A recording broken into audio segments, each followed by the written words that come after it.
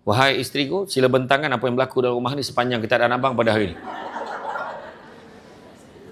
Saya contoh, saya memang exaggerate nak bagi faham. Di sini macam, abang saya membahagikan pembentangkan saya kepada 3. Pertama, daripada aspek politik.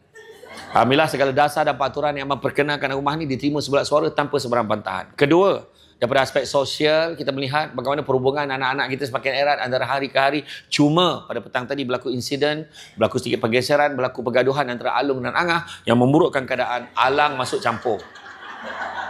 Dan kesan daripada pertempuran tersebut, 3 tingkap rumah kita pecah. Jadi ayah ni tahu apa perkara.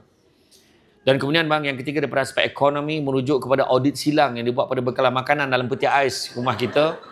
Maka bekalan makanan di rumah kita hanya mampu bertahan tak sampai pun 24 jam saja lagi. Dan sekiranya tidak ada tindakan-tindakan perlu diambil oleh abang sudah boleh mula bersedia untuk mengira jumlah jenazah dalam rumah ni yang mati akibat tak makan. Okey. Kena beli barang petang ni beli barang.